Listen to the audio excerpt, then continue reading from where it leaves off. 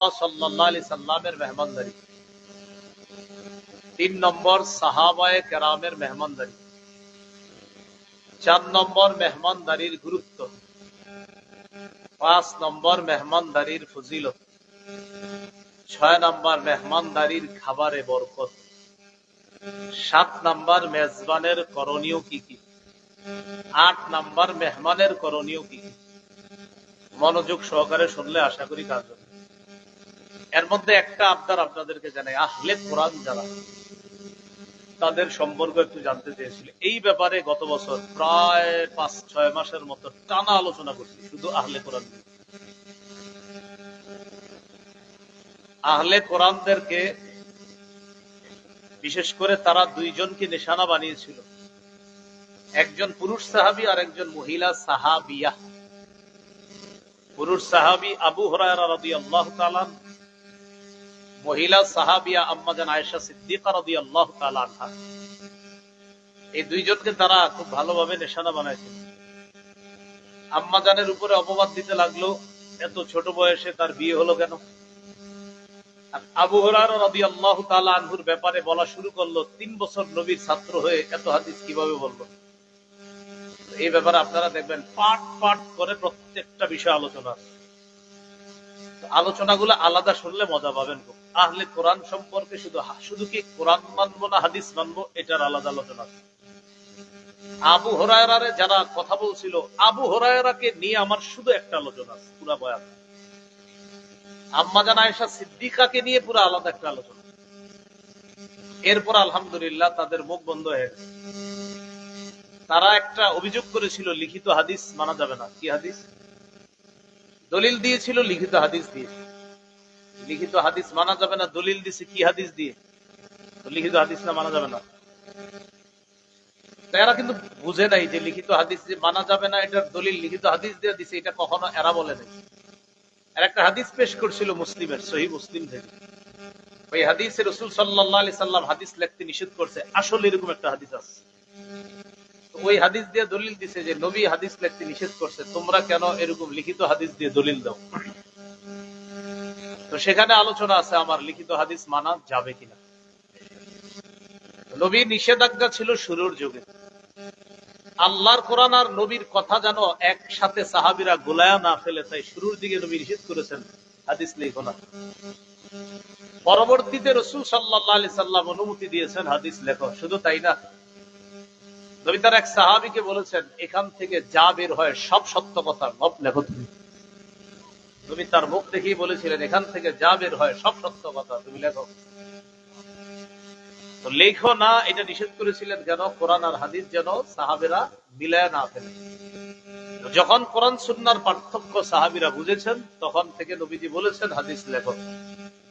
তো মজার বিষয়টা হলো, তারা দলিল দিয়েছে মুসলিমের হাদিস দিয়া যে হাদিস মানা যাবে না, লিখিত হাদিস। কোন কিতাবের বলেন তো? তো মুসলিমের হাদিসটা কি হাওয়ায় ভাসতেছে না লিখিত? এটাও তো লিখিত হাদিস দিয়ে দলিল। লিখিত হাদিস মানা যাবে না, দলিল দিল সহিহ মুসলিম থেকে। খালি মনে রাখবেন, এই পয়েন্টটা মনে রাখলে এরা আপনারা আটকাইতে পারবে না।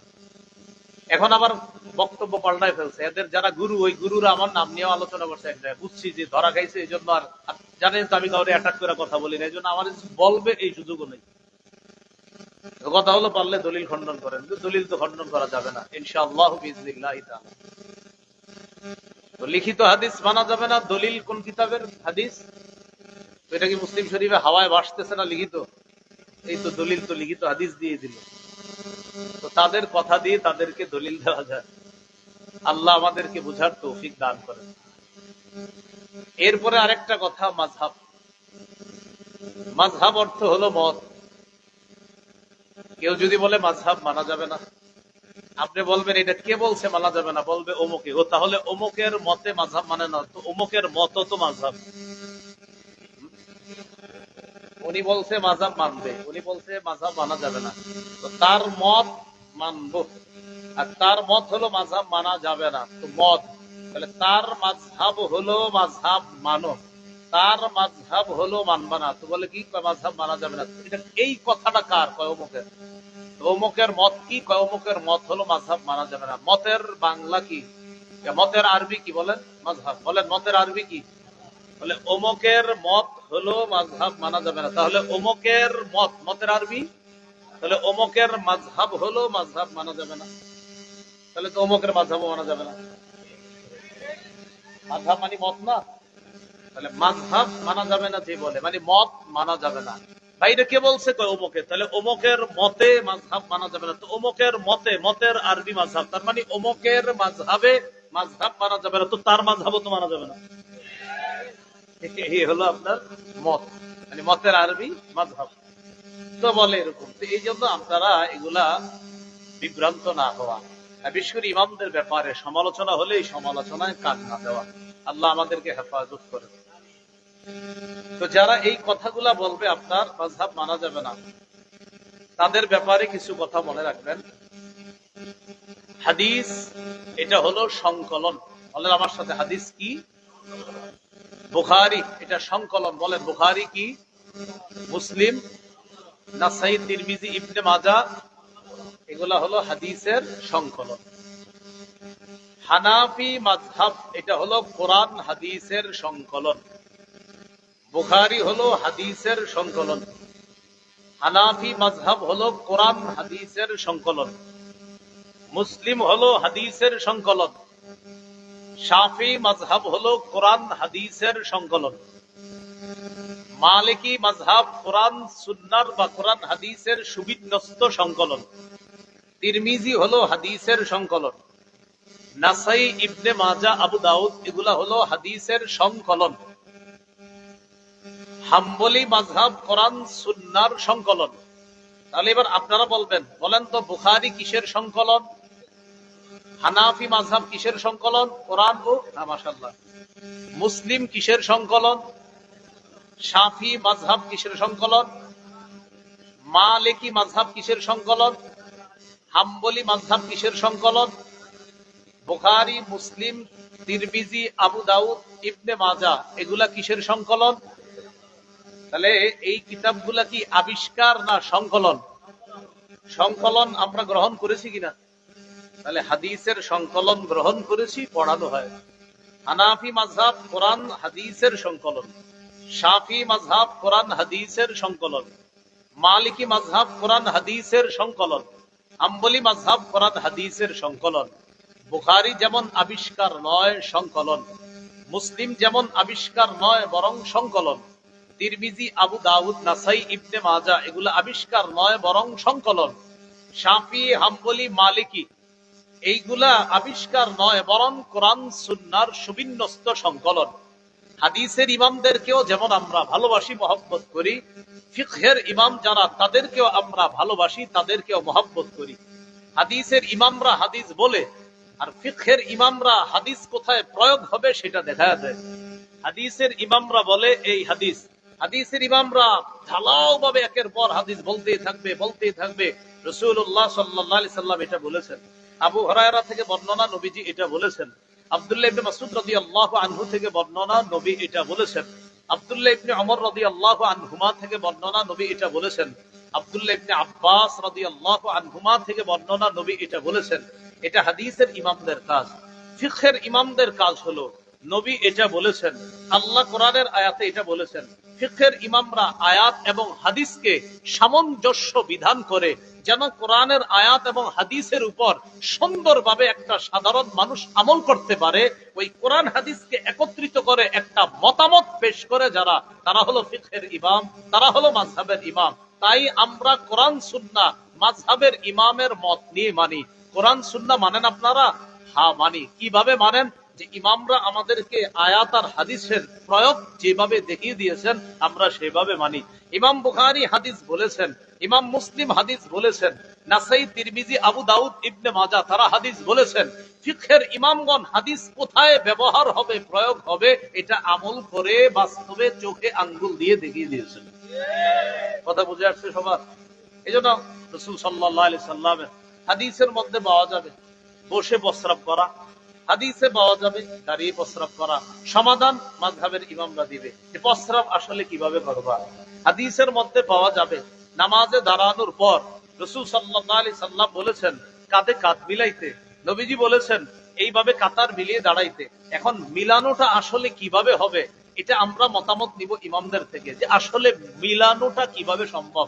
তখন তারা অনেকগুলো হাদিস সামনে রাখে, রাখার পর সবগুলা হাদিস আর আয়াতকে একত্রিত করার পর আমাদেরকে একটা সমাধান দিয়ে দেয়। কারণ সমাধান না দিলে আমরা সাধারণ জনগণ বিপদে পড়বো।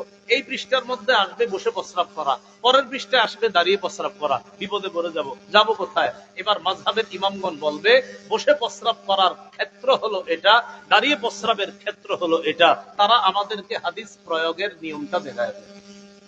তো এখানে আপনার ঝামেলা কোথায় আমি এটাই বুঝি না। আমি মাঝে মাঝে চিন্তা করি যে আসলে ইমামদেরকে সমালোচনা করা এটা কেন হয়, এটা আমার মাথায় আসে না। ইমাম বুখারী হাদিসের কাজ করছে, ইমাম আবু হানিফা কোরআন হাদিসের কাজ করছে, ইমাম মুসলিম হাদিসের কাজ করছে, ইমাম মালিক কোরআন হাদিসের কাজ করছে, ইমাম তিরমিজি হাদিসের কাজ করছে, ইমাম শাফি কোরআন হাদিসের কাজ করছে, ইমাম নাসাই, আবু দাউদ, ইবনে মাজাহ তারা শুধু হাদিসের কাজ করে গেছে, ইমাম আহমদ ইবনে হাম্বল কোরআন এবং হাদিসের কাজ করে গেছে। সমস্যাটা কোথায় বলে? এজন্য আমরা এইভাবে সহজ সহজ বিষয়গুলা আমাদের মাথায় যেন কোনো মানুষ হঠাৎ কোনো ব্যাপারে আমাদেরকে বিভ্রান্ত করতে না পারে। বিভ্রান্ত করতে গেলেই ওলামায়ে কেরামের শরণাপন্ন হব আমরা, বলেন ইনশাআল্লাহ। এরপরে আসেন যারা বলে শুধু কোরআন মানে, এই জাতীয় মানুষগুলার একটা ভিতরগত কথা আছে। যারা শুধু কোরআন মানার কথা বলে তাদের একটা গোপন বিষয় আছে, একটা মিশন আছে। কি? শুধু কোরআনের কথা যারা বলে তাদের একটা মূল মাকসাদ বা উদ্দেশ্য হলো একটা সময় মানুষকে এমন ভাবে মেধা তৈরি করা যেন মানুষকে নামাজ থেকে দূরে সরানো যায়। আপনারা কিভাবে এটা আমার বলতে পারেন যে হুজুর কিভাবে এটা? পুরা কোরআনের কোথাও আপনি পাবেন না আমরা যে নামাজে রুকু করি যেইভাবে এইভাবে রুকু করতে হবে, কোরআনের কোথাও নেই। আমরা যে নামাজে সেজদা করি এইভাবে সেজদার কথা কোরআনে কোথাও নাই। তো আপনি এইভাবে রুকু সেজদা কেন করেন? এটা কোরআনের ব্যাখ্যা হাদিসে আছে। বলেন এটা কোথায় আছে কোরআনের ব্যাখ্যা? এখন প্রশ্ন এসে যাবে হুজুর কোরআনের কথা এটা যে হাদিসের মধ্যে ব্যাখ্যা আছে, হাদিস যে মানতে হবে এটা কি কোরআনের কোন আয়াতে আছে? হ্যাঁ, এটাও আছে। সূরা হাশরের 7 নম্বর আয়াতে আছে। আল্লাহ বলেছেন মা আতাকুমুর রাসূলু ফাখুযু, রাসূল যা দেন তা গ্রহণ করো, ওমা নাহাকুম আনহু ফান্তাহু, যা থেকে নিষেধ করে তা থেকে বিরত থাকো। খুব সহজে বুঝেন। শুধু কোরআন মানে যারা এই জাতীয় লোক যদি এসে আপনারে বুঝায় শুধু কোরআন মানো হাদিস মানবা না, তখন আপনারে বুঝাইবে কোরআন কি যথেষ্ট না, আপনারা বলবেন, আপনি চিন্তায় বুঝে যাবেন যে কোরআন কি আসলে কোরআন তো আসলেই যথেষ্ট। তাহলে আপনারে বলবে তো মিয়া আল্লাহর কোরআন কি তোমার জন্য যথেষ্ট না? নবী না, আল্লাহরা নবীর উপর আয়াত নাযিল করছে আল ইয়াউমা আকমালতু লাকুম দীনাকুম ওয়া আতমামতু আলাইকুম নি'মাতি ওয়া রাদিতু লাকুমুল ইসলামা দীনা, আজ আমি দিন পরিপূর্ণ করে দিলাম। তো আল্লাহ না এই আয়াত নাযিল করছে, এই আয়াত নাযিল করার পরেও তোমরা কেন বুঝো না যে কোরআনই শুধু যথেষ্ট, আবার হাদিস কেন মানবা? এখন আপনারাও কিন্তু বিপদে পড়বেন। ঠিকই তো, আপনারা জবাব দিবেন সুন্দরভাবে এইভাবে বলেন আমরা কোরআনের কথা অনুযায়ী, সবাই বলেন, বলেন কোরআন অনুযায়ী হাদিস মানি। আর একটু বাড়ায় বলবেন, বলেন কোরআনের নির্দেশনা অনুযায়ী হাদিস মানি। বলেন তো আমরা হাদিস মানি কিসের নির্দেশনা অনুযায়ী? এখন আপনারা বলবে কোরআনের কোন জায়গায় আছে হাদিস মানার কথা? তখন বলবেন সূরা হাশরের 7 নম্বর আয়াতে আছে। আল্লাহ বলেছেন রাসূল যা দেন তা গ্রহণ করো, যা থেকে নিষেধ করে তা থেকে বিরত থাকো। আমাদের নবী আমাদেরকে কোরআনও দিয়ে গেছে, সুন্নাহও দিয়ে গেছে। কোরআন মানতে হবে এটা আল্লাহ কোরআনে বলে দিয়েছে, সুন্নাহ মানতে হবে এটাও আল্লাহ কোরআনে বলে দিয়েছে। অতএব কোরআন আর হাদিস মানা মানিও কোরআন মানা, কোরআন মানা মানি হাদিস মানা, আর কোরআন হাদিস মানা মানিও কোরআন হাদিস মানা। যদি আপনারে বলে এই মিয়া শুধু কোরআন মানলে আবার হাদিস কিভাবে মানা হয়, আপনি বলবেন ভাই কোরআনের সবগুলো আয়াত মানেন কিনা? যদি বলে হ্যাঁ। সূরা হাশরের 7 নম্বর আয়াত মানেন কিনা? যদি বলে হ্যাঁ, তো 7 নম্বর আয়াতে আছে নবী যা দেন তা গ্রহণ করেন, অতএব নবী যে হাদিস দেন এটা গ্রহণ করেন। এই জন্য আপনারা এই বিষয়গুলা মাথায় রাখলে আশা করি সহজ হয়ে যাবে ইনশাআল্লাহ। আল্লাহ আমাদের সকলকে এই কথাগুলা মনে রাখার তৌফিক দান করেন। তাহলে বলেন তো মাযহাব অর্থ কি? মাযহাব মানা যাবে না। যদি কেউ বলে আপনি বলবেন এটা কার মতে মানা যাবে না? বলবে অমুকের মতে। আপনি বলবেন মতের আরবি কি? এটা জিজ্ঞেস করবেন। এরপরে যদি না বলতে পারে আপনি বলে দিবেন, বলেন তো মতের আরবি কি? তো যদি তার মাযহাব মানা না যায় তার মতে, আপনি বলবেন তার মতে তার মাযহাব মানা যাবে না, তো তুমি জানো মতের আরবি কি? তো বলবে মতের আরবি কি? আপনি বলবেন মাযহাব, তো তার মাযহাবও তো মানা যাবে না, অতএব তার কথাও মানি না। এইগুলা মনে রাখলে সহজ হয়ে যায়। এইগুলা আসলে ঝগড়ার বিষয় না, কিছু সূক্ষ্ম সূক্ষ্ম বিষয় মনে রাখবেন, তাহলে বিষয়গুলা সমাধান হয়ে যাবে ইনশাআল্লাহ। এরপরে দেখেন, আমার আগে হযরত মাওলানা লিয়াকত সাহেব একটা কথা বলছে, হাদিস সহিহ, এটা আপনারা অনেকে খেয়াল করেননি, কথাটা কিন্তু গুরুত্বপূর্ণ কথা বলছে, আপনারা হয়তো মন দিয়ে শোনেন এই কথা, যে হাদিস যে সহিহ, এটা কোন সহিহ হাদিসে আছে? কথা বুঝছেন? হুজুর কি বলছে? হাদিস সহিহ, এটা কোন সহিহ হাদিসে লেখা আছে? তাহলে হাদিস সহিহ এটা কি নবীজির হাদিসে লেখা আছে না কোন ইমামের মত? আরে হাদিস সহিহ এটা কোন ইমামের, বলেন যে এটা হাদিস শাস্ত্রের, বলেন সবাই হাদিস শাস্ত্রের, বলেন হাদিস শাস্ত্রের ইমামদের মত সহিহ। হাদিস শাস্ত্রের ইমামদের মত দঈফ। হাদিস শাস্ত্রের ইমামদের মত হাসান। হাদিস শাস্ত্রের ইমামদের মত হাসান লি জাতিহি, সহিহ লি জাতিহি, সহিহ লি গায়রিহি। এগুলা কি নবী বলে গেছেন না কোন ইমামের মত? মতের আরবি তো মাযহাব মানেন তো। হাদিস সহিহ এটা কার মতে? অমুক ইমামের মতে। যেমন এই হাদিসকে সহিহ বলেছেন নাসিরউদ্দিন আলবানী, বলেন কে বলেছেন? তাহলে বলেন তো এই হাদিস সহিহ কার মতে? বলেন মতের আরবি কি? এই তো আলবানীর মাযহাব মানলেন। এই জন্য আমি বলি আসলে বিষয়গুলো ঝগড়ার বিষয় না, এগুলা বোঝার বিষয়। আল্লাহ মনে রাখার তৌফিক দান করেন। আসল কথাই শুরু করি না এখনো, মেহমানদারি, এটা হলো আলোচ্য বিষয়। হুজুর বলছে একটু একটু বলতে, তাই একটু একটু সামান্য কিছু বললাম। এই পয়েন্ট গুলো খালি মনে রাখবেন, ইনশাল্লাহ আর কিছু হবে না। মেহমানদারির বিষয়ে যে 8টা কথা, এগুলো একটু মন দিয়ে শুনুন। 1 নাম্বার, মেহমানদারি ইব্রাহিম নবীর সুন্নত। সূরা জারিয়াতের 24 থেকে 27 নম্বর আয়াতে আল্লাহ তাআলা বলেন, হাল আতাকা হাদিসু দাইফি ইব্রাহিম আল মুকরামিন। নবী আপনার কাছে কি ইব্রাহিম নবীর সম্মানিত মেহমানদের বৃত্তান্ত এসেছে? ইদ দাখালু আলাইহি, যখন ইব্রাহিম নবীর মেহমানগণ ইব্রাহিম নবীর কাছে প্রবেশ করলেন, ক্বালু সালামা, তারা ইব্রাহিম নবীকে বললেন সালামা, সালাম। ক্বালা সালাম, ইব্রাহিম নবী জবাবেও বললেন সালাম। তারা শান্তির দোয়া করলেন, ইব্রাহিম নবী পাল্টা শান্তির দোয়া করলেন। কওমুম মুনকারুন, মনে মনে বললেন এরা তো অপরিচিত মানুষ। আর অপরিচিত মানুষদেরকে ইব্রাহিম নবী মেহমানদারি করতেন। ফারাগা ইলা আহলিহি, দ্রুত ইব্রাহিম নবী তার পরিবারের কাছে গেলেন। ফাজাআ বিইজলিন সামিন, একটা গরুর বাছুরকে ভাজি করে মেহমানদের সামনে এনে ফাকাররাবাহু ইলাইহিম, ওই গরুর বাছুর ভাজি করে ভাজা বাছুরটা মেহমানদের সামনে পেশ করলেন। পেশ করার পর বললেন, আলা তাকুলুন, আপনারা কি খাবেন না? তাফসীরের কিতাবে আছে ইব্রাহিম নবী তাকায় দেখে মেহমানদের হাত খাবারের দিকে যায় না। ইব্রাহিম নবী বললেন, আপনারা কি খাবেন না? তো মেহমানরা ইব্রাহিম আলাইহিস সালাতু ওয়াস সালামের হালাত বুঝতে পারছে। ফাআউজাসা মিনহুম খীফা, ইব্রাহিম নবী মনে মনে ভয় পেয়ে গেছে, কি ব্যাপার, এই মেহমান আবার কারা? মেহমানরা বুঝে ফেলছে ইব্রাহিম নবী যে ভয় পেয়েছে। তখন তারা বললেন, ক্বালু লা তাখাফ, আপনি ভয় পাবেন না, ভয়ের কিছু না, আমরা সাধারণ মেহমান না, দুনিয়ার কোনো মানুষ না, আমরা আল্লাহর ফেরেশতা। তারা দুটি উদ্দেশ্যে পৃথিবীতে আসছে।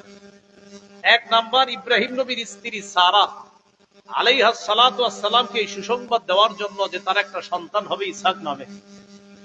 2 নাম্বার, ইব্রাহিম নবীর ভাতিজা লূত আলাইহিস সালামের সম্প্রদায়কে ধ্বংস করার জন্য আসছে।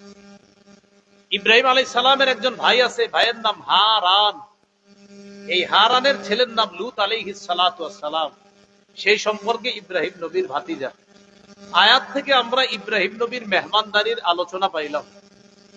সারা জীবন মনে রাখবেন, রাসূলুল্লাহ সাল্লাল্লাহু আলাইহি ওয়াসাল্লাম বলেন, কানা আউওয়ালা মান দাইয়াফাত দাইফা ইব্রাহিম আলাইহিস সালাতু ওয়াস সালাম। সর্বপ্রথম পৃথিবীতে যিনি মেহমানদারির প্রচলন করেছেন তিনি ইব্রাহিম আলাইহিস সালাতু ওয়াস সালাম। তাহলে কোন নবী মেহমানদারির প্রচলন করেছে? ইব্রাহিম নবী। মেহমানদারি তাহলে কার মাযহাব? এখান থেকে শুরু হয়। এটা বিষয়টা মানে একটা সহজ বিষয়, কিন্তু শুধু শুধু এটারে কঠিন মানা। ইব্রাহিম আলাইহিস সালাতু ওয়াস সালাম মেহমানদারির প্রচলন করেছেন সর্বপ্রথম। এরপরে রাসূলুল্লাহ সাল্লাল্লাহু আলাইহি সাল্লামের মেহমানদারি। সহিহ বুখারীর 3 নম্বর হাদিস। হেরা গুহায় নবীজি সাল্লাল্লাহু আলাইহি সাল্লাম অবস্থান করতেছেন। জিবরাইল আলাইহিস সালাতু ওয়াস সালাম আসলেন, আসার পর বললেন, ইকরা, পড়েন। নবীজি বললেন, মা আনা বিকারিইন, আমি পড়তে পারি না। এইভাবে কয়েকবার চাপ দেওয়ার পর বললেন, ইকরা বিসমি রাব্বিকাল্লাযী খালাক, পড়েন প্রভুর নামে যিনি সৃষ্টি করেছেন।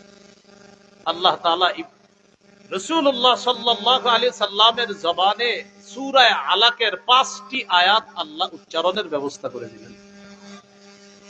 এইবার মূল আলোচনাটা দেখেন। আমাদের নবীর মেহমানদারির বিষয়টা, নবুয়ত প্রাপ্তি, যে আল্লাহ তাআলা তার নবুয়তের প্রকাশ ঘটিয়েছেন, এই নবুয়তের প্রকাশ ঘটানোর আগেই নবীজি সাল্লাল্লাহু আলাইহি সাল্লামের মেহমানদারির অভ্যাস ছিল।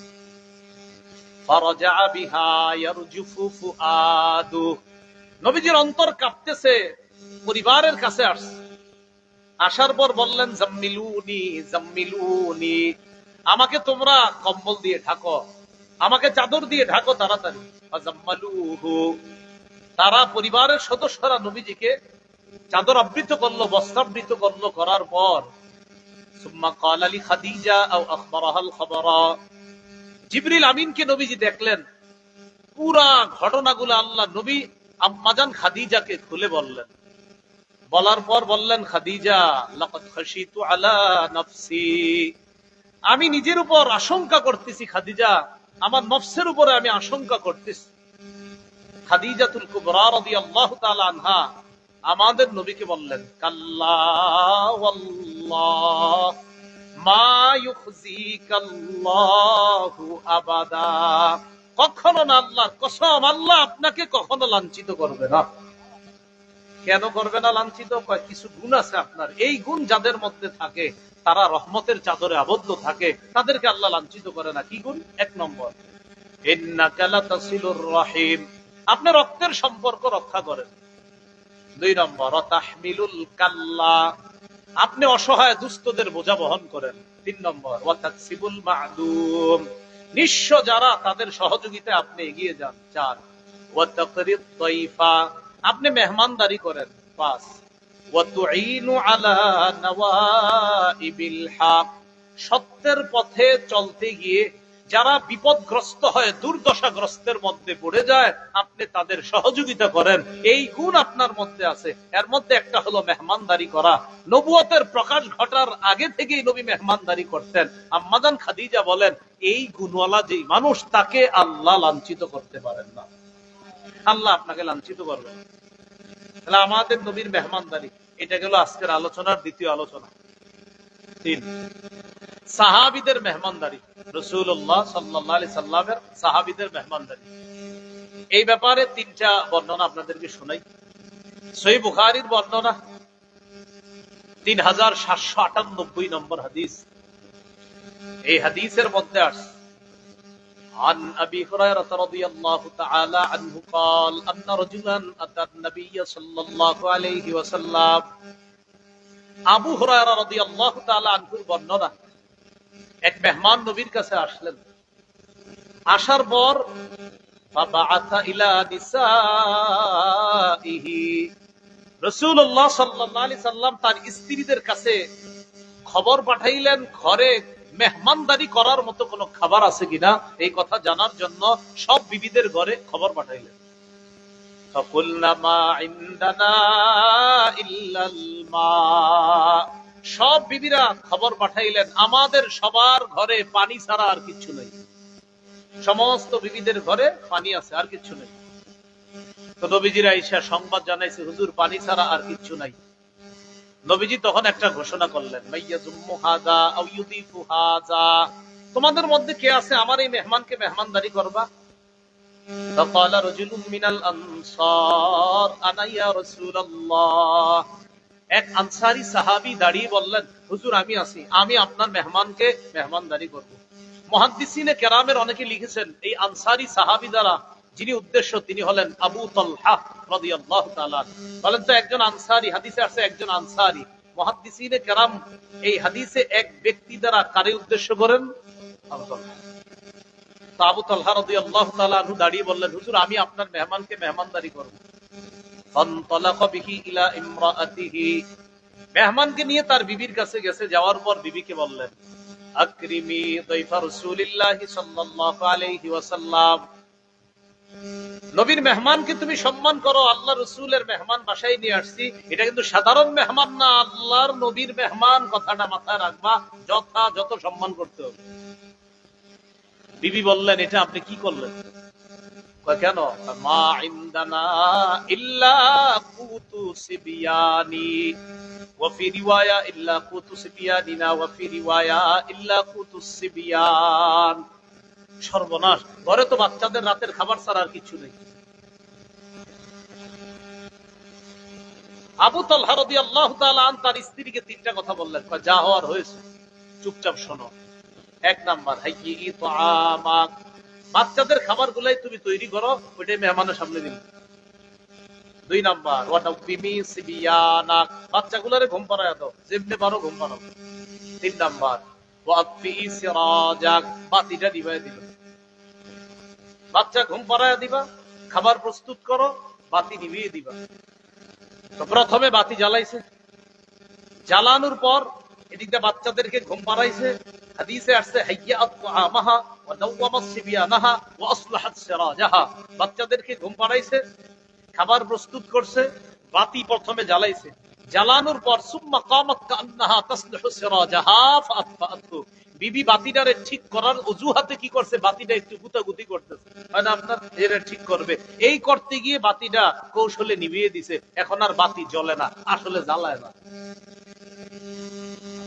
তো হাদিসে যে বাক্যটা আসছে এটা আপনাদেরকে আমি শোনাই কি আসছে, ফাজআলা ইউরিয়ানিহি আন্নাহুমা ইয়াকুলান, স্বামী স্ত্রী দুইজন মেহমানকে বুঝাইতেছে আপনিও খান আমরাও খাইতেছি। অন্ধকার, মেহমান খাইতেছে, এদিক দিয়ে স্বামী স্ত্রী দুইজন বুঝাইতেছে আপনিও খান আমরাও খাইতেছি, তারাও খাওয়ার অভিনয় করতেছে। বাতি কিন্তু জ্বলবে না, কারণ বাতি জ্বলবে কিন্তু, বাতি তো ইচ্ছা করে জ্বালাইতেছে না। তো মেহমানদারির পর্ব শেষ, যা হবার হয়েছে। ফালাম্মা আসবাহা গাদা ইলা রাসূলিল্লাহি সাল্লাল্লাহু আলাইহি ওয়াসাল্লাম, সকালে নবীজির কাছে গেছে। যাওয়ার পর নবীজি সাহাবীর দিকে তাকায় বলে, লাকাদ আজিবাল্লাহ মিন সানিইকুমা বিদাইফিকুমা আল-লাইলা ওয়া ফি রিওয়ায়াতিন উখরা দাহিকা রাব্বুনা আল-লাইলা দাহিকাল্লাহু আল-লাইলা। কি ব্যাপার, তুমি আর তোমার বিবি গত রাতে মেহমানের সাথে কি করেছো? তোমাদের এই সুন্দর কর্মকাণ্ড আর মেহমানদারিতে আল্লাহ এত খুশি হয়েছে, খুশিতে আল্লাহ হেসে দিয়েছে। এ হলো সাহাবীদের মেহমানদারি। শুধু তাই না, আল্লাহ কোরআন আয়াত নাজিল করছে সূরা হাশরের 9 নম্বর আয়াত, ওয়ায়ুসিরুনা আলা আনফুসিহিম ওয়ালাউ কানা বিহিম খাসাসা। সাহাবায়ে কেরামের অবস্থা এমন, তারা নিজেদের প্রয়োজন থাকা সত্ত্বেও অন্যদেরকে নিজেদের উপর তারা প্রাধান্য দেয়। এই হলো সাহাবায়ে কেরামের মেহমানদারি। একটা দৃষ্টান্ত বললাম, আর একটা দৃষ্টান্ত শুনি আমরা। ইবনে আবি দুনিয়া তার কিতাবে আনছে 20 নম্বর হাদিস, তিনি আসহাবে সুফফার ব্যাপারে একটা বর্ণনা আনছে। আসহাবে সুফফা হলো মদিনায় নবীজি সাল্লাল্লাহু আলাইহি সাল্লামের প্রতিষ্ঠিত মাদ্রাসা, মাদ্রাসাতুস সুফফার ছাত্ররা, তাদেরকে আসহাবে সুফফা বা আহলুস সুফফা বলা হয়। মনে রাখতে হবে, আমাদের মক্কায় নবীজির প্রথম মাদ্রাসা প্রতিষ্ঠিত দারুল আরকাম, আর মদিনার মাদ্রাসাটা মাদ্রাসাতুস সুফফা। হজে উমরায় যারা গিয়েছেন বা যারা যাবেন ইনশাআল্লাহ, মসজিদে নববীর এক সাইডে দেখবেন পিতলের কালারের শিকল দিয়ে একটা জায়গা সুন্দর করে একটু ঘেরাও করা আছে, এটাই হলো সেই মাদ্রাসাতুস সুফফা। এখানেই সাহাবায়ে কেরামকে আল্লাহ রাসূল সাল্লাল্লাহু আলাইহি সাল্লাম ক্লাস করাইতেন। ওই মাদ্রাসারই ছাত্র আবু হুরায়রা রাদিয়াল্লাহু তাআলা। তো তিনি মুহাম্মদ ইবনে সিরিন থেকে একটা বর্ণনা, সেই বর্ণনা আসছে কানা আহলুস সুফফাতি ইযা আমসাও, নবীজির ছাত্ররা আহলুস সুফফা বা আসহাবে সুফফাবাসী তারা যখন রাত হইতো ফানতালাকার রাজুলু বির-রাজুল ওয়ার-রাজুলু বির-রাজুলাইন ওয়ার-রাজুলু বিল-খামসা, এক সাহাবী একজন ছাত্রকে বাসায় নিয়ে যেতেন, কোন সাহাবী দুইজনকে বাসায় নিয়ে যেতেন, কোন সাহাবী পাঁচজন ছাত্র বাসায় নিয়ে যেতেন, কোন সাহাবী একজন রে, কোন জন দুইজনকে, আপনারা যেমন লজিং খাওয়ান না, লজিং জায়গির, তো কোন সাহাবী একজনকে বাসায় নিয়ে যেতেন, কেউ আবার দুইজনকে, কেউ আবার পাঁচজনকে। ওয়া আম্মা সাদ ইবনে উবাদা ফাকানা ইয়ানতালিকু বিসামানিনা কুল্লা লাইলা, নবীর সাহাবী সাদ ইবনে উবাদা প্রতি রাতে ৮০ জন সাহাবীকে মেহমানদারি করতেন। কয়জন? এগুলো সাহাবীর মেহমানদারির দ্বিতীয় দৃষ্টান্ত। আর একটা দৃষ্টান্ত ইবনে আবি দুনিয়া ৪৯ নম্বর হাদিসে আছে তার কিতাবে, ইবনে ওমর রাদিয়াল্লাহু আনহুমার বক্তব্য, عن عبد الله بن عمر رضي الله تعالى عنهما أحب الطعام إلى الله ما كثرت عليه الأيدي, যেই খাবারের মধ্যে সবচেয়ে বেশি হাত পড়ে এই খাবার আল্লাহর কাছে সবচেয়ে পছন্দনীয়, অর্থাৎ যেই খাবারে মেহমান বেশি হয় ওই খাবার আল্লাহর কাছে সবচেয়ে পছন্দনীয়। এইগুলো আলোচনার ৩ নম্বর আলোচনা। ১ নম্বর মেহমানদারি কোন নবীর সুন্নত, ২ নম্বর আমাদের নবীর সুন্নত, ৩ নম্বর সাহাবায়ে কেরামের সুন্নত। ৪ মেহমানদারির গুরুত্ব। এই ব্যাপারে আপনাদেরকে কিছু বর্ণনা শোনাই। মেহমানদারির গুরুত্ব সম্পর্কে শুধুমাত্র কয়েকটি হাদিস আমরা শুনলে বুঝে আসবে মেহমানদারির কি পরিমাণ গুরুত্ব।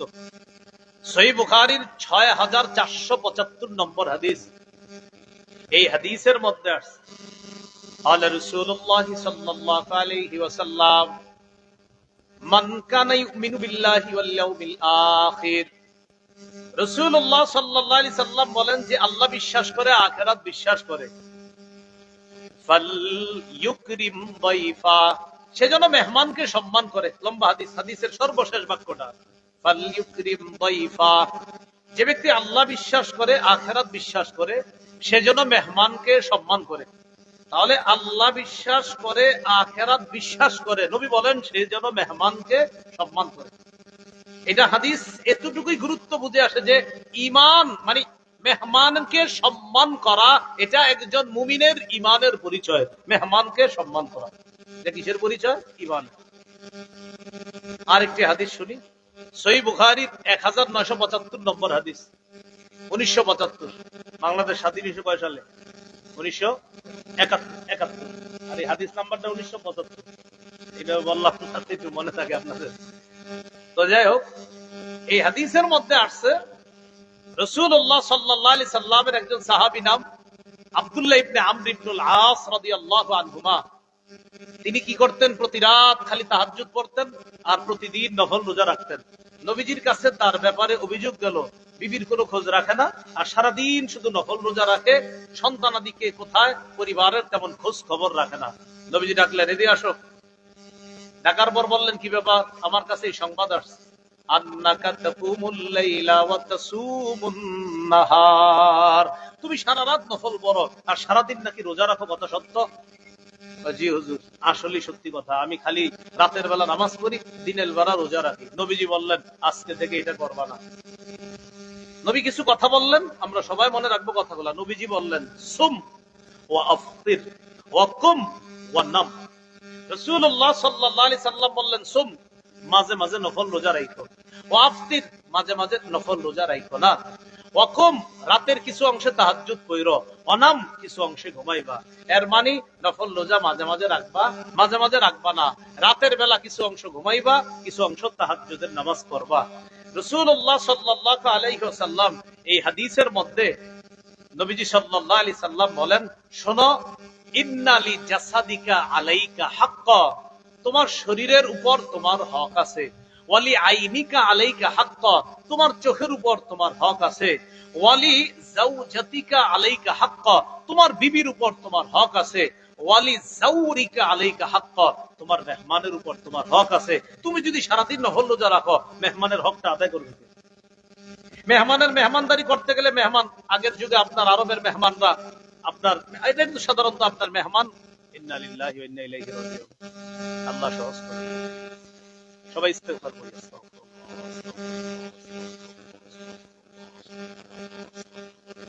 দিল থেকে ইস্তেগফার করি, আল্লাহ সহজ করে দিবেন ইনশাআল্লাহ।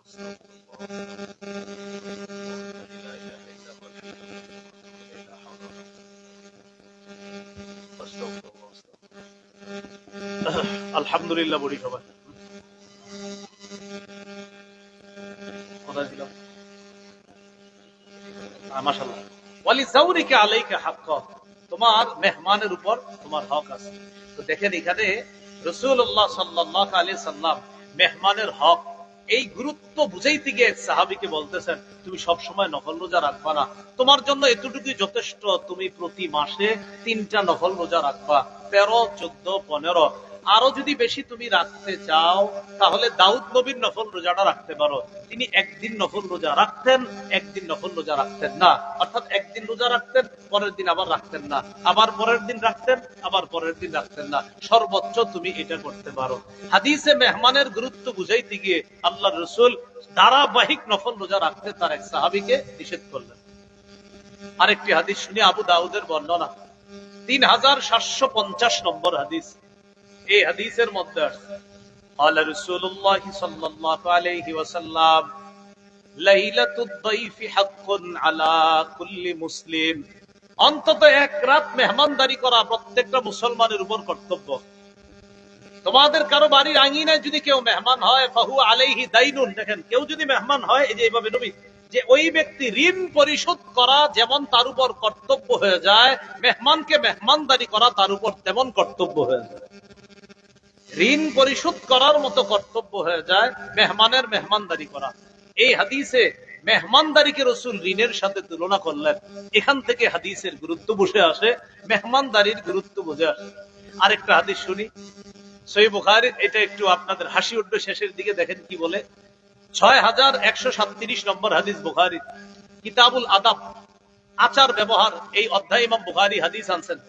সাহাবায়ে কেরাম নবীজির কাছে আসছে, আসার পর অভিযোগ করলেন, হুজুর অমুক এলাকায় গেছি আমরা, আমাদেরকে তারা মেহমানদারি করে না। রাসূলুল্লাহ সাল্লাল্লাহু আলাইহি সাল্লাম বললেন, ইন নাযালতুম বিকাউমিন, তোমরা যদি কোন এলাকায় অবস্থান করো, কোথাও যদি মেহমান হও, ফাআমারু লাকুম বিমা ইয়ানবাগি লিদ-দাইফ ফাকবালু, তারা যদি তোমাদের জন্য যথাযথ মেহমানদারির আয়োজন করে, তাহলে মেহমানদারি গ্রহণ করো। কোন এলাকায় তোমরা মেহমান হওয়ার পর ওই এলাকাবাসী যদি তোমাদের জন্য মেহমানদারির যথাযথ আয়োজন করে, তাদের মেহমানদারি গ্রহণ করো। ওয়া ইল্লাম ইয়াফআলু, তারা যদি মেহমানদারির আয়োজন না করে, ফাখুযু মিনহুম হাক্কাদ দাইফ, তাদের কাছ থেকে মেহমানদারির হক ন্যায়সঙ্গতভাবে আদায় করে নাও। এরা যদি মেহমানদারির আয়োজন না করে, এদের কাছ থেকে মেহমানদারির হক যথাযথভাবে ন্যায়সঙ্গতভাবে তোমরা আদায় করে নিবা। দেখেন হাদিসে মেহমানদারির কত গুরুত্ব। নবীজি কয় মেহমানদারি না করলে আদায় করবা, এটা মানে নবীজি গুরুত্ব বুঝাইলেন হাদিসের মধ্যে। এই হাদিস থেকে স্পষ্ট বুঝে আছে যে মেহমানদারি ইসলামে কতটা গুরুত্ব, বাকিরা সুন্নাহ মোতাবেক হওয়া। আরেকটা হাদিস শুনি মেহমানদারির গুরুত্বর ব্যাপারে, তাহলে আমাদের কাছে বিষয়গুলো আরো স্পষ্ট হবে। নবীজির 2 জন সাহাবীর নাম আগে আমরা মুখস্থ করি, এরপর হাদিসটা শোনাবো। বলেন, সালমান, আবু দারদা রাদিয়াল্লাহু আনহুমা। কয়জন সাহাবীর নাম মুখস্থ করলাম? একজন সালমান, আরেকজন আবু দারদা রাদিয়াল্লাহু আনহুমা। সহিহ বুখারীর বর্ণনা 6139 নম্বর হাদিস। আখাদ নবী সাল্লাল্লাহু আলাইহি ওয়াসাল্লাম বাইনা সালমান ওয়া আবি দারদা,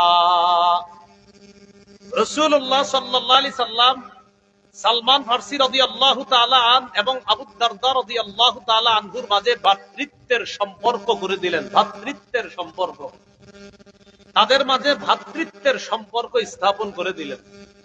ফাজার সালমান আবু দারদা, একদিন সালমান আবু দারদার কাছে গেলেন। যাওয়ার পর গিয়ে দেখে রাআ উম্মাদ দারদা মুতাবাদ্দিলাতান, আবু দারদার স্ত্রী, তার কাপড় চোপড় ময়লা। হযরত সালমান বললেন, কি ব্যাপার, তোমার কাপড় চোপড় এত ময়লা কেন? তখন তার স্ত্রী জবাব দিলেন, আখুকা আবু দারদা লাইসা লাহু হাজাতুন ফিদ দুনিয়া, আপনার ভাই আবু দারদা এত দুনিয়ার কোনো খোঁজ খবর রাখে না, কোথায় তার বিবি, কোথায় তার পরিবার, এগুলা খোঁজ খবর রাখে না, তো আমার কাপড় চোপড় ময়লা থাকবে না কি থাকবে? এই কথা বলার পর একটু পর ফাজা আবু দারদা রাদিয়াল্লাহু তাআলা আনহু বাসায় আসছে। কোন সাহাবী তার বাসায় আসছে? সালমান। সালমান কার বাসায়? আবু দারদা। আবু দারদা বাড়িতে ছিলেন না, একটু পরে আসছে।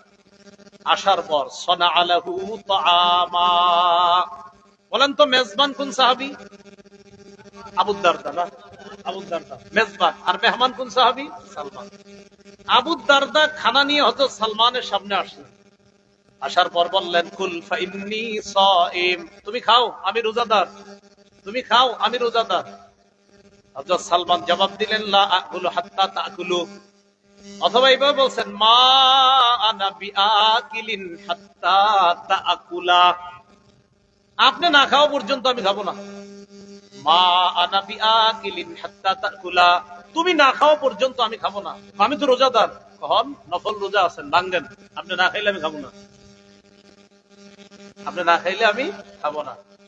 আবু দারদা রাদিয়াল্লাহু তাআলা আনহু কি করবে? মেহমানের সম্মান করতে হবে, তো মেহমানের সম্মান রক্ষা করতে গিয়ে নফল রোজা ভেঙে ফেলছে। হাদিসে মেহমানের গুরুত্ব যেটা বুঝাইলাম। খাবার খাইছে, খাওয়ার পর এবার রাত হইছে, রাতের বেলা সারা রাত নফল নামাজ পড়ে, বিবির খোঁজ খবর রাখে না আবু দারদা। তো সালমান ফার্সি ওই দিন কি করছে? আবু দারদা তার সাথেই শুইছে, সালমানের সাথে। ফালাম্মা কানাল লাইল, রাত্র হওয়ার সাথে সাথে যাহাবা আবু দারদা ইয়াকুম, আবু দারদা নামাজে দাঁড়ায় গেছে। হযরত সালমান বললেন, এই কি হইছে? নামাজ পড়বো। নাম, ঘুমান। তো ঘুম পাড়ায় দিছে। ঘুম পাড়ানোর পর একটু পরে ঘুমায় আবার উঠছে। ওঠার পর সালমান ফার্সি বলেন, কি হয়েছে? নামাজ পড়বো।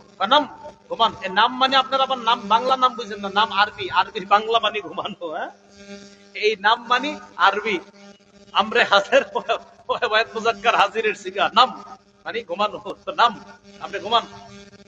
তো আবার ঘুমাইছে।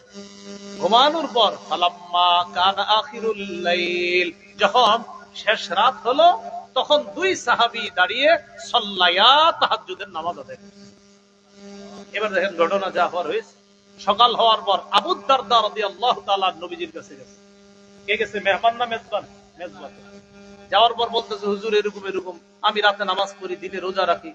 আপনার সাহাবী সালমান দিনের বেলা আমার নফল রোজা ভাঙাইছে, আর রাতের বেলা গত রাতে আমার নামাজ পড়তে দেয় নাই। আমি নামাজে দাঁড়াইছি, কয় ঘুমাও, আবার দাঁড়াইছি, কয় ঘুমাও। শেষ রাতে আমিও তাহাজ্জুদ করছি, সেও পড়ছে। নবীজি বললেন, সাদাকা সালমান, সালমান যেটা করেছে সত্য করেছে, সঠিক কাজটাই করছে।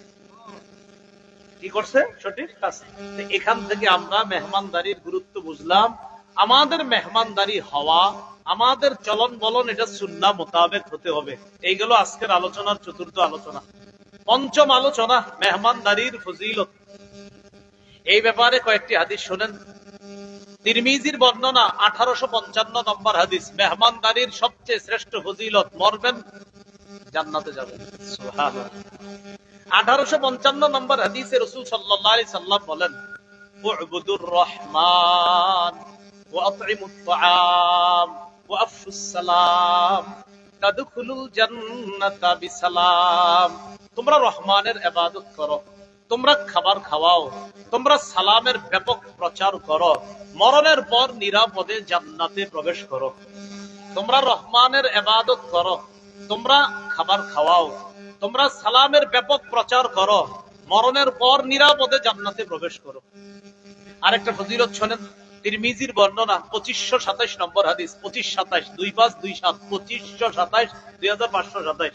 এই হাদিসের মধ্যে আছে, قال رسول الله صلى الله عليه وسلم إن في الجنة لغرفا يرى بطونها من ظهورها وظهورها من بطونها।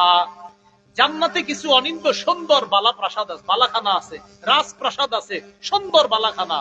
যেই বালাখানার ভিতরের সৌন্দর্য বাহির থেকে, আর বাহিরের সৌন্দর্য ভিতর থেকে দেখা যায়, এমন কিছু সুন্দর বালাখানা আছে।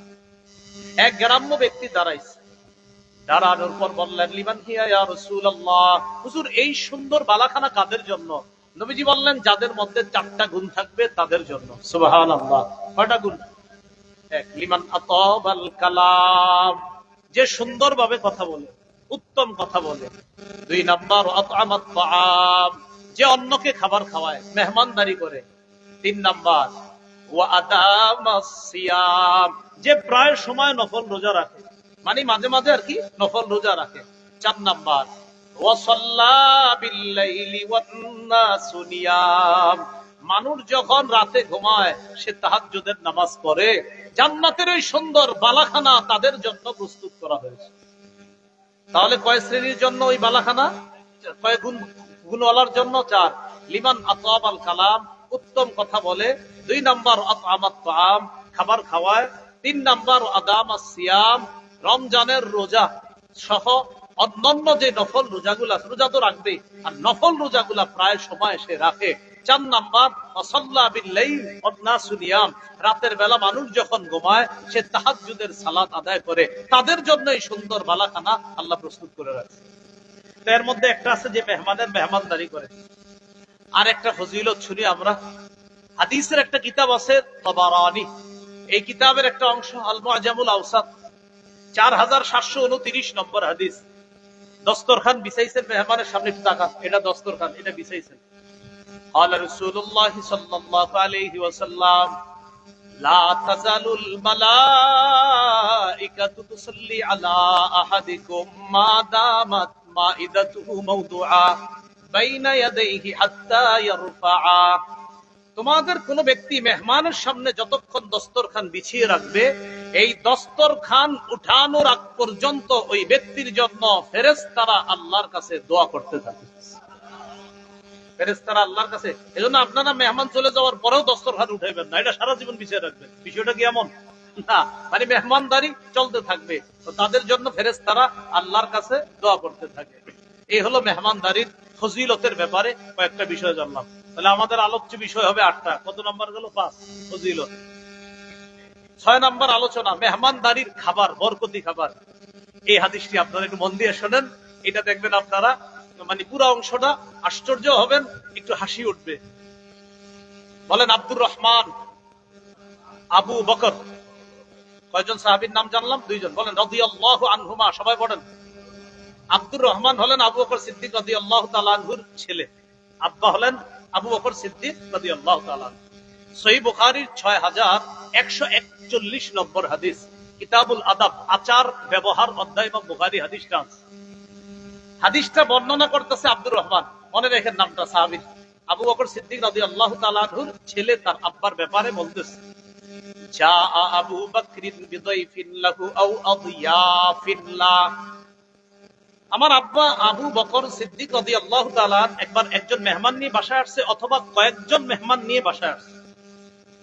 তো আসার পর আব্বা মেহমানদেরকে বাড়িতে রাইখা ফাআমসা ইনদান নবী সাল্লাল্লাহু আলাইহি সাল্লাম, আব্বা কি করছে, মেহমানদেরকে বাসায় রেখে আমসা ইলা নবী সাল্লাল্লাহু আলাইহি সাল্লাম, রাতের বেলা সন্ধ্যা হওয়ার পর আব্বা নবীজির কাছে গেছে। মেহমান কোথায়? বাসায়, বাড়িতে। আব্বা গেছে নবীজির কাছে। তো এই দিক দিয়ে নবীজির কাছে যখন আবু বকর সিদ্দিক গেছে, যাওয়ার পর যখন নবীজির কাছ থেকে ফিরে আসছে, আসার পর আবু বকর সিদ্দিক রাদিয়াল্লাহু তাআলা আনহু যখন বাসায় আসছে, আসার পর ওই যে মেহমান যারা আছে, ওই মেহমানদের ব্যাপারে জানতে চাইলেন। আবু বকর সিদ্দিক তার বিবিকে বললেন, আমা আশাইতিহিম, তুমি কি মেহমানদেরকে রাতের খাবার দাও নাই? না, দেই। কেন? মেহমানরা শপথ করিয়া মেহমানদেরকে রাতের খাবার দেই নাই এই কারণে, আপনি আসেন না, এজন্য আপনার অনুপস্থিতিতে মেহমানরা খাবার খাবে, এটা কেমন দেখা যায়, তো আপনার অনুপস্থিতিতে খাবারটা দেই নাই। তো আবু বকর সিদ্দিকের স্ত্রী তাকে বললেন যে, আপনি এতক্ষণ কোথায় ছিলেন? আদ-দাইফিকা আও আদিয়াফিকা, মেহমানদেরকে ছেড়ে আপনি এতক্ষণ কোথায় ছিলেন?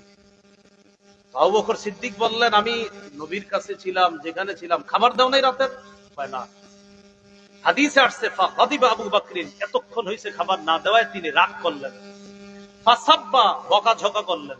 ওয়াজাদ্দা, শুধু বকাঝকা না, তিনি এতটা রাগ করে ফেললেন, ওই মেহমান যারা আছে তাদের ব্যাপারে বকাঝকা করে, তাদের উপর রাগ করে আবু বকর সিদ্দিক বললেন হালাফা লা ইয়াকুলু, শপথ করে বললেন ধুর আমি আজকে খাবো না। আবু বকর সিদ্দিক শপথ করে বললেন আজকে খাবে না। এই শপথ করার পর ওই যে আবু বকর সিদ্দিকের ছেলে, আলেম ছাড়া অন্যরা মেহরবানি করে একটু জবাব দেন, কি নাম? আব্দুর রহমান কয় আমি ভয়ে ইখতাবা তু পলায় রইছি, তারা আমারই তো এখন ধরবে, তুই কইছিলি, তুমি কোথায় ছিলা? তো ইখতাবা তু, আমি লুকায় রইছি। আমারে বুঝা ফেলছে, আব্বা হঠাৎ দূর থেকে বলতেছে, আড়াল থেকে, আব্দুর রহমান এই কথা বইলা বলতেছে আমারে, ওহে মূর্খ। কি বলছে? ওহে মূর্খ তুমি কোথায় ছিলা, এইভাবে রাগ করে বলছে। এই জন্য আমি আগে থেকে লুকায় রয়েছি। বলছে এই ওটা কোথায়, কোথায় ছিল, খাবার দাও নাই কেন, এরকম বলে না আমাদের বাবারা এরকম। আবু বকর সিদ্দিক শপথ করছে খাবে না। শপথ করার পর আবু বকর সিদ্দিকের বিবি উনি কি করছে, হালাফাতিল মারআতু আল্লা তাকুলা, উনিও শপথ করছে খাবে না। স্ত্রী শপথ করছে ঠিক আছে আমিও খাবো না। তো হাদিসের বর্ণনাটা এমন, আব্দুর রহমান বলেন আম্মা শপথ করছে আল্লাহ তাতআমা হাত্তা ইয়াতআমা, আব্বা যতক্ষণ না খাবে আম্মাও খাবে না। মেহমানরা এই কথা শুই না হালাফু, হেরাও শপথ করছে খাবে না। বুখারীর বর্ণনা 6141 নম্বর হাদিস। তো আবু বকর সিদ্দিক আয়েশা যখন শুনছে খাবার দিতে দেরি, শপথ করছে খাবো না। স্ত্রী শপথ করছে আমিও খাবো না। মেহমানরা শোনার পরে, হাদিসে মেহমান হয়তো একজন বা কয়েকজন, হয়তো হালাফা মেহমান শপথ করছে, অথবা হালাফু আল্লাহ ইয়াতআমু, অথবা হালাফা আল্লাহ ইয়াতআমা, মেহমান শপথ করছে অথবা মেহমানগণ শপথ করছে আমরাও খাবো না। হাত্তা ইয়াতআমা, আবু বকর সিদ্দিক যতক্ষণ না খাবে আমরা খাবো না। তো বিবিও কয় স্বামী না খাইলে আমি খাবো না, মেহমানরা কয় আবু বকর সিদ্দিক রাদিয়াল্লাহু তাআলা না খাইলে আমি খাবো না। আবু বকর সিদ্দিক রাদিয়াল্লাহু তাআলা, আল্লাহু আকবার বলেন একবার। তিনি বললেন কান্না হাযা মিনাশ শায়তান, এই কর্মকাণ্ডগুলা শয়তানের পক্ষ থেকে হচ্ছে। আবু বকর সিদ্দিক বললেন এগুলা সব শয়তানের পক্ষ থেকে হচ্ছে। ফাদাবিল বিতআম, খাবার আনাইছে, খাবার আনো, ফাআকালা ওয়া আকালু, আবু বকর সিদ্দিক খাইলেন, মেহমানরাও খাইলেন।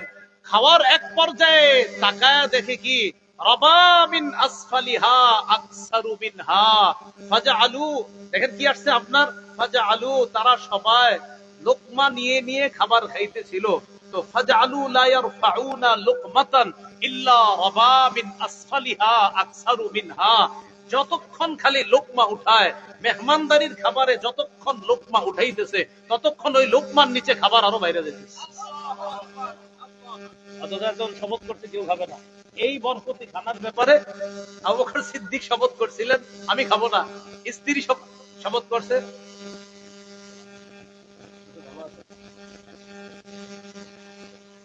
আবু বকর সিদ্দিক রাদিয়াল্লাহু তাআলা আনহু শপথ করছে খাবে না, স্ত্রী শপথ করছে খাবে না, মেহমানরা শপথ করছে খাবে না। আবু বকর সিদ্দিক রাদিয়াল্লাহু তাআলা আনহু বলছেন গোটা বিষয়টা শয়তানের পক্ষ থেকে হইতেছে, খাবার আনো। খাবার আবু বকর সিদ্দিক খাওয়া শুরু করলেন, বিবিও খাইলেন। তা দেখেন মেহমানদের সম্মানে তিনি শপথ ভঙ্গ করলেন, তিনিও খাইলেন, মেহমানরা খাইলেন। শুধু খাইলেন এমন না, হাদিসে যে বিষয়টা আছে ফাজআলু লা ইয়ারফাউনা লুকমাতান ইল্লা রাবা মিন আসফালিহা আকসারু মিনহা, যত লুকমা উঠায় লোকমার নিচে খাবার আরো বাড়ে। তো বলছিলাম মেহমানদারি এটা বরকতি খাবার, মেহমানদারি কি খাবার, বরকতি। এলো 6 নাম্বার। হুজুর আর দুইটা, 8টা কথা, তাহলে আর দুইটা, তো রাত অনেক হয়ে গেছে, এই দুইটা সংক্ষেপে হয়ে যাবে। 7 নাম্বার কথা হলো মেজবানের করণীয়। তার করণীয়, মেজবান মেহমান আসার পর মেজবান এগিয়ে গিয়ে তাকে স্বাগত জানাবে, সালাম দিবে, মুসাফা করবে। হাদিসে আসছে মা মিন মুসলিমাইনি ইয়ালতাকিয়ান ফায়াতাসাফাহান, দুই মুসলমান যখন সাক্ষাৎ করে, মুসাফা করে, ইল্লা গুফিরা লাহুমা ক্বাবলা আইয়াফতারিকা, তারা পৃথক হওয়ার আগে তাদের গুনাহগুলো মাফ হয়ে যায়। মেজবানের 2 নাম্বার করণীয়, তাড়াতাড়ি মেহমানদারির আয়োজন করবে। আমার সাথে একটু সবাই বলতে হবে, বলেন পৃথিবীতে 5টি কাজ তাড়াতাড়ি করা উচিত, কর্তব্য। 1, মেহমানদারি করা। 2, মৃত ব্যক্তিকে দ্রুত দাফন করা। 3, কুমারী মেয়েকে দ্রুত বিয়ের ব্যবস্থা করা। 4, ঋণ পরিশোধ করা। 5, গুনাহ থেকে দ্রুত তওবা করা। তাহলে কয়টা কাজ দ্রুত করতে হবে? 5টা। 1 নম্বর মেহমানদারি করা, 2 নম্বর মৃত ব্যক্তিকে দ্রুত দাফন করা, 3 নম্বর কুমারী মেয়ের দ্রুত বিয়ের ব্যবস্থা করা, 4 নম্বর ঋণ থাকলে দ্রুত পরিশোধ করা, 5 নম্বর গুনাহ থেকে নগদ তওবা করা। তাহলে মেজবানের 2 নম্বর করণীয় দ্রুত মেহমানদারির আয়োজন করা, এটা হলো তার 2 নম্বর করণীয়। মেহমানের করণীয় হলো মেহমান মেজবানের বাসায় অসময়ে আসবে না, বরং এমন সময়ে আসতে হবে আগে থেকে তারে জানায়া দিতে হবে, অথবা এমন সময় আসবে যে সময় আসার পরে মেজবানরা তার জন্য খাবার প্রস্তুত করতে পারে, এমন সময় আসতে হবে। সূরা আহজাবে আল্লাহ বলেছেন লা তাদখুলু বুয়ুতান নবী, নবীর ঘরে প্রবেশ করবা না। নবীজি তার উলিমায়ে সাহাবীদেরকে দাওয়াত দিয়েছিলেন, তো আল্লাহ বলছেন নবীর ঘরে প্রবেশ করবা না, ইল্লা আইয়ুজানা লাকুম ইলা তাআম, হ্যাঁ তবে যদি অনুমতি দেওয়া হয় খাবারের তাহলে প্রবেশ করবা। এলো মেহমানের 1 নম্বর করণীয়, অসময়ে আসবে না, বরং এমন ভাবে আসতে হবে যেন মেজবানের কষ্ট না হয়। 2 নম্বর করণীয়, মেহমান কোনো খাবারের দোষ ধরবে না। মা আবা রাসূলুল্লাহ সাল্লাল্লাহু আলাইহি সাল্লাম তাআমান কত্তু, রাসূলুল্লাহ সাল্লাল্লাহু আলাইহি সাল্লাম কোনো খাবারের দোষ ধরতেন না। ইনিশতাহাহু আকালা ওয়া ইন কারিহাহু তারাকা, ভালো লাগলে খাইতেন, না লাগলে খাইতেন না, কিন্তু বলতেন না এটা খারাপ, এরকম দোষ ধরতেন না। এটা হলো মেহমানের আরেকটা করণীয়। 3, মেহমান মেজবানকে কষ্ট দিবে না, এই কাজটা মনে রাখা দরকার। রাসূলুল্লাহ সাল্লাল্লাহু আলাইহি সাল্লাম বলেন লা ইয়াহিল্লু লিমুসলিমিন আইয়ুকিমা ইনদা আখিহি, কোন ব্যক্তি মুসলমানের জন্য বৈধ নয় সে তার ভাইয়ের কাছে এমন ভাবে থাকা শুরু করে হাত্তা ইউসিমা, যে মেজবানকে কষ্ট দেয়। সাহাবীরা প্রশ্ন করলেন কাইফা ইউসিমু, হুজুর কষ্ট দেওয়ার মানে কি? নবীজি বললেন আইয়ুকিমা ইনদা আখিহি, তার ভাইয়ের কাছে এমন ভাবে অবস্থান করে লা শাইআ লাহু ইউকাররিবুহু বিহি, যার কিছুই থাকে না দেওয়ার মতো। কথার কথা, উলামায়ে কেরাম কোনো মাহফিলে আসলে, যেমন হুজুরে আসছে, আমি আসছি, আরো যারা, তখন তাদেরকে কোথাও নিয়ে হয়তো মেহমানদারি করা হয়। মেহমানদারি করানোর সময় হুজুরের সাথে সাক্ষাৎ করার জন্য অনেকে আসেন, এটা খারাপ না, এটা ভালো।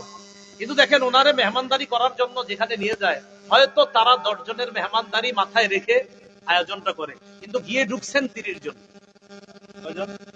হ্যাঁ, এই বিষয়গুলো ভাই মাথায় রাখা। মেহমান যেই ঘরে গেছে হয়তো তারা আয়োজন করছে 10, এটাই স্বাভাবিক, 30 জনের তো আয়োজন করেন এটা নিশ্চিত। ওই বেচারা কি করে তখন লজ্জায় বলতেও পারে না, যান চানাচুর দেয়, কমলা দেয়, আনার দেয়, আঙ্গুর দেয়, যেন এগুলো খায়া তুইলা যায় অন্যরা, না যাবো না। ভাই বিষয়গুলা মাথায় রাখা। এই জন্য হুজুর যার সাথে মুসাফা করতে যান উনিও তো বলবে না চলে যান, কারণ উনি এখানে মেহমান, উনি তো এই কথা আপনাদের বলতে পারে না। আবার মেজবানও বলতে পারতেছে না যে দেখেন 10 জনের মেহমানদারির আয়োজন আছে, বাকি 20 জন চলে যান, বেচারাও বলতে পারে না। এটা আমাদের আকল খাটাইতে হবে, এই বিষয়গুলো যেন না হয়। ভাই আমরা এগুলো মনে রাখবো কিন্তু ইনশাআল্লাহ। তো মাহফিল সাধারণত কেন্দ্র করে দেখা যায় কোন বড় আলেম বা বড় হক্কানি পীর সাহেব আসলে আমরা অনেকে তাদের দোয়া নেওয়ার জন্য অনেকে যাই, যাওয়ার পরে আমরা দোয়া নিলাম, দোয়া চাইলাম, চলে আসলাম। এই বিষয়টা মাথায় রাখা যে হয়তো আপনার ভারী খাবারের আয়োজনটা এটা এতজনের জন্য করা হয় নাই, এই বিষয়গুলা আমরা মাথায় রাখা। এই কথাগুলো মাথায় থাকবে তো ইনশাআল্লাহ। এটা মেহমানের একটা করণীয়। সর্বশেষ মেহমান দোয়া করবে আফতারা ইনদাকুমুস সাইমুন, আকালা ইনদাকুমুল আবরার ওয়া আফতারা ইনদাকুমুস সাইমুন। পুরাটা দরকার নেই সাল্লাত আলাইকুমুল মালাইকা, শুধু একটু বাংলায় বলবেন তোমাদের খাবার, বলেন তোমাদের খাবার ভালো মানুষরা গ্রহণ করুক। এই দোয়াটা করতে পারবেন না ইনশাআল্লাহ? এরপর আর বলেন আল্লাহ এই মেজবানের খাবারে বরকত দেন, মেজবানকে মাফ করে দেন। এতটুকু বলা যাবে তো ইনশাআল্লাহ? সহিহ মুসলিমে আছে, আরবিটা হলো আল্লাহুম্মা বারিক লাহুম ওয়া ফিমা রাযাকতাহুম ওয়াগফির লাহুম, আল্লাহ তাদেরকে মাফ করে দেন, তাদের রিজিকে বরকত দান করেন। আপনারা বাংলায় বলবেন আল্লাহ তাদের ঘরের খাবার যেন ভালো মানুষ রাখায়। আর হাদিসে আছে নবীজি বলেছেন লা ইয়াকুলু তাআমাকা ইল্লা তাকিয়ুন, তোমার খাবার নেককাররা ছাড়া যেন অন্যরা না খায়। এই 8টি কথা বললাম মেহমানদারি সম্পর্কে। এই কথাগুলো আমরা একটু মাথায় রাখবো। দেখি একটু পরীক্ষা হয়ে যাক 30 সেকেন্ডে। 1 নাম্বার মেহমানদারি কার সুন্নত, 2 নাম্বার মুহাম্মদ সাল্লাল্লাহু আলাইহি ওয়াসাল্লাম, 3 নাম্বার সাহাবায়ে কেরামের। মেহমানদারির গুরুত্ব 4 নাম্বার, 5 নাম্বার ফজিলত, 6 নাম্বার বরকতি খাবার। কোন সাহাবীর ঘরে যেন মেহমানদারি খাবারে বরকত হয়েছিল? আবু বকর সিদ্দিক। 7 নাম্বার মেজবানের করণীয়, 8 নাম্বার মেহমানের করণীয়। আল্লাহ আমাদের সকলকে যে কথাগুলা শুনলাম বললাম, আমরা উঠাউঠি শুরু করব না, সবাই সামনে আগে আসেন মেহেরবানি করে। একটু যদি এতক্ষণ কিছু শিখে থাকেন একটু এগিয়ে আসি ভাই, পিছনে যারা একটু এগিয়ে আসি, আমরা উঠবো না, আল্লাহর রাস্তে মহব্বতের সাথে বলি একটু এগিয়ে আসেন সবাই। যারা আসবেন দোয়া করব, যারা আসবেন দোয়া করবো ইনশাআল্লাহ। একটু মহব্বতের সাথে এগিয়ে আসেন, আল্লাহ যেন আপনাদের সাথে জান্নাতে দেখা করায় দেয়। একটু এগিয়ে আসেন, এগিয়ে আসেন, আল্লাহর রাস্তে একটু এগিয়ে আসেন মেহেরবানি করে। আমরা এই মজমাটা নষ্ট করব না ভাই, পিছন থেকে একটু এগিয়ে আসি আমরা সবাই। এবার যারা আছি এখানে আমরা এইভাবে সুন্দর করে দুই হাত তুলি, শুধু মজলিসে যারা আছি, বাস মঞ্চে ওলামায়ে কেরাম দরকার নেই, এইভাবে যারা আছি মজলিসে একটু হাত তুলি দুই। এই যে মাশাআল্লাহ, দেখেন এই জমে জমে বসছেন, সুন্দর দেখা যাইতেছে। হাত হাত নামায়েন না। এতক্ষণ মেহমানদারি সম্পর্কে কিছু শিখছি আমরা। সবাই বলেন আলহামদুলিল্লাহ, বলেন শিখছি, বলেন সবাই শিখছি। যদি কিছু শিখাইছি বা শিখছি বলে মনে হয়, সেই দাবি থেকে বলতেছি, উঠার পর কেউ উঠাউঠি করবেন না, পরিবেশটা নষ্ট করবেন না, হাত নামায়েন না। যদি ইনশাআল্লাহ এইভাবে হাত ওঠেন, আপনাদের সাথে যেন আল্লাহ জান্নাতে দেখা করায় দেয়, এই শর্তে যেন মজলিসটা নষ্ট না করেন। দোয়া কিন্তু এই শর্তে, যেন মজলিস নষ্ট না করেন। যারা যারা করবেন না ইনশাআল্লাহ আল্লাহ যেন জান্নাতে দেখা করায় দেয়। এরপরে হুজুর ছুটি দিবে ইনশাআল্লাহ, যে কারো যদি কোনো ঝামেলা হয় অন্য ধরনের, এটা হুজুর ইনশাআল্লাহ বলবে। কিন্তু আপাতত এখান থেকে আমি যাব, কেউ মজলিস নষ্ট করবে না ভাই। যারা আছি আশেপাশে আমরাও বলবো সুন্দরভাবে, যারা দাঁড়িয়ে আছি আমরাও, যারা মাঠে আছি আমরাও, আল্লাহর রাস্তে কেউ নড়াচড়া করবেন না। মুসলমান ভাই হিসাবে এই আবদারটা রেখে গেলাম। আসসালামু আলাইকুম ওয়া রাহমাতুল্লাহ।